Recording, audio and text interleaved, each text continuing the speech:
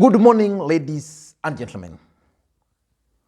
Today is going to be a very big day for Raila Odinga. And it's going to turn out to be a gloomy day for the Deputy President, Dr. William Samoei Arap Ruto, and his brigades. The professor of mathematics, the West Pokot governor, John LONYANGAPUO, will host the Azimio La Umoja meeting in Kapenguria. And later on, John LONYANGAPUO will officially dump William Samoei Ruto's camp and join Raila Odinga's bid for the presidency. In this video today, I want us to look at the political significance of that move by John LONYANGAPUO, number one, to host the Azimio La Umoja meeting, and number two, to join Raila Odinga's bid for the presidency. But before we do all those, if you're watching this channel for the first time, please take a second or two, click the subscribe button so that next time we produce a video like this, YouTube will automatically notify you. And to the subscribers, I want to continue to thank you guys for your continued support. Without that support, this channel cannot be where it is. Since I came back, the channel is already picking up, and I want to thank everybody who's been part of that journey. Those who are clicking the thumbs up, those who are dropping their comments, because from those comments, and from just the mere act of clicking thumbs up, YouTube is able to send those signals to several other people. So I want to make a request to you guys. Please give this particular video thumbs up. Now let us get back to main issue. Raila Odinga has been moving around the country with the Azimio La Umoja call. We all remember that Azimio La Umoja actually began in Nakuru. On that particular day, Musalia Mudavadi, Kalonzo Musyoka, and Moses Wetangula were in Naivasha. And when Raila Odinga convened that meeting in Nakuru through Lee Kinyanjui, most Kenyans thought that it was just an ordinary meeting, probably to take away the limelight from the One Kenya Alliance movement at that particular time. But from that moment up to now, because if you remember so well, by that time reggae had been stopped. And from that time up to now, the Azimio La Umoja campaigns or meetings has actually resulted in increase in Raila Odinga's popularity. As a matter of fact, and this is a video which I'm likely to do, Raila Odinga's popularity is shooting up, while those of the deputy president are coming down. And even yesterday, during their meeting where was Ruto yesterday? In Muranga, Aden Duale talked about the opinion polls, which is showing the deputy president as reducing. But that's another matter for another day. In fact, even the UDA chairperson, Johnson Muthama, dismissed those opinion polls. Personally, I don't believe in most of those opinion polls. But the fact that they are showing that the deputy president is leading, but Raila Odinga is coming behind him is something which should worry the team. Kapenguria is in West Pokot. The governor is John LONYANGAPUO. West Pokot County has around 4 constituencies. There is the Kapenguria, there is the Sigor, then there is the Kachiliba, and then there's Pokot South. In the last election, West Pokot as a county voted for President Uhuru Kenyatta and through KANU. And that is something which the deputy president should be worried. As a matter of fact, there were around 178,000 registered voters in West Pokot. But the question is, why is this move by LONYANGAPUO to host Azimio La Umoja in West Pokot and officially dump William Ruto's camp for Raila Odinga significant? I want to be very brief and go straight to the point. The first important thing which I think Raila Odinga is trying to do is the 25% vote. Remember, for one to be declared the president of the Republic of Kenya, there are certain conditions which they must meet. No shortcut about it. The first condition is that you must get 50% plus 1 vote. As things stand today, if elections were held tomorrow, none of the presidential candidates will be able to garner that. Then the second condition, which is very important, is that each and every presidential candidate must get 25% of the vote cast in at least half of the counties. So which means you must get, half of the counties is 24. So you must get 25% in 24 counties. Raila Odinga can easily get that. William Ruto can easily get that. But Raila Odinga is not taking a chance. He's not taking a chance because already, if Musalia Mudavadi is running, if Kalonzo is running, there's a chance that, for example, in Ukambani, he might not get those. And Ukambani, in the last two elections, Raila Odinga has always garnered 25%, or actually over 90% of the votes in that region. So which means Raila Odinga must go outside his usual voting blocks to garner those 25%. West Pocket now becomes one of them.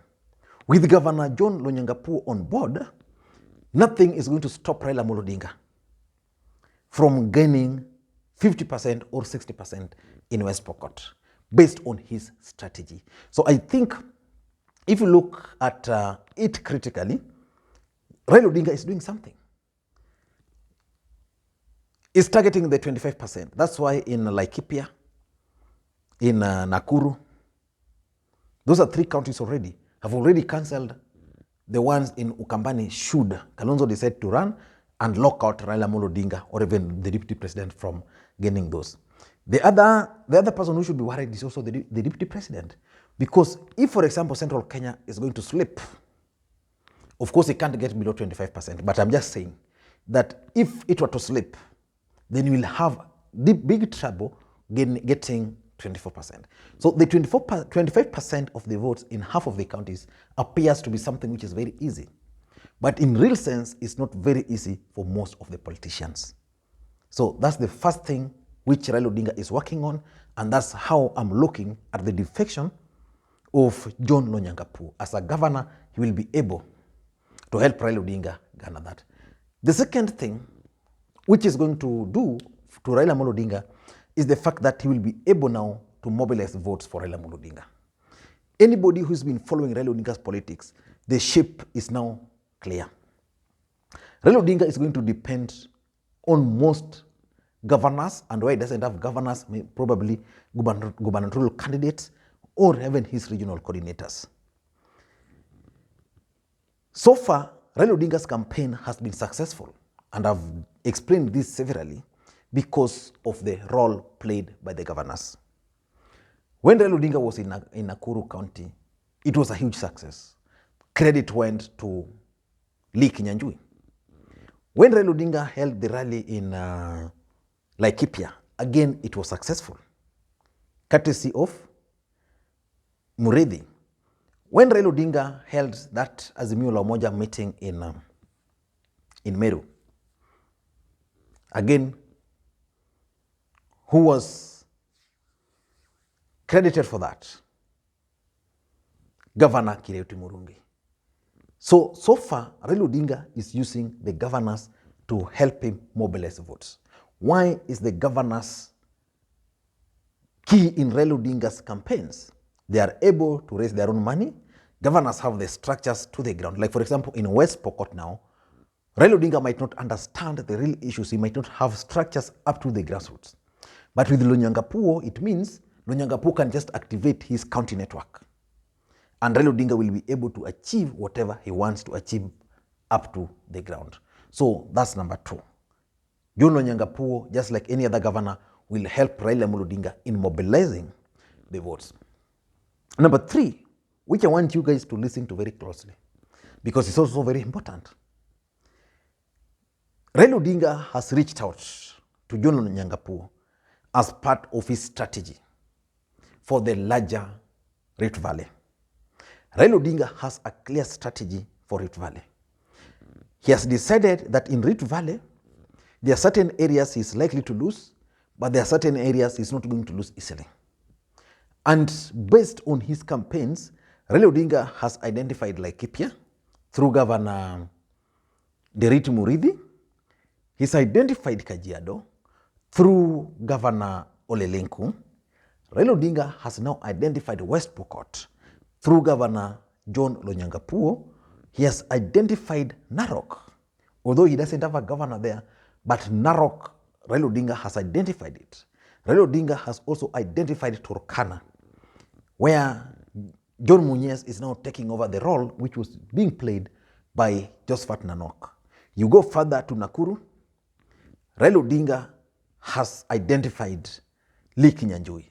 Then you go to Uasin Gishu, where he'll be banking on the Kikuyu votes, the Luhya votes, and the Luo votes. And his chances of getting 25% in Uasin Gishu is so high. Then you go to Trans Nzoia, again in Rift Valley. You saw what he did there yesterday. So basically, Raila Odinga has a clear strategy. He has identified key or some counties, which is so sure that if he ventured into them, he can easily gain some votes, which will then demystify the fact that the entire Rift Valley is under William Samoei Ruto's lock and key. So that's another strategy. And number 4, I also believe that what Raila Odinga is doing is actually a build-up for his official launch of his presidential campaigns in 2022. So far, Raila Odinga has not declared his bid for the presidency. And I was talking to someone and he had told me that Raila Odinga's campaign will begin in January. And that guy was asking me whether Ruto is aware that Raila Odinga has not begun campaigns. So far he has not declared. What he's doing is just building up. On the 9th of December, he will officially launch his campaigns. People like John LONYANGAPUO will be given roles, maybe at the national level or at the regional levels. So that when Raila Odinga, for example, will be launching his campaign, someone credible like Professor John LONYANGAPUO can be asked to come and speak on behalf of the people of Rift Valley. If John LONYANGAPUO is speaking on the people of the Rift Valley, then who will deny that he doesn't come from Rift Valley? Who will claim that he doesn't have votes?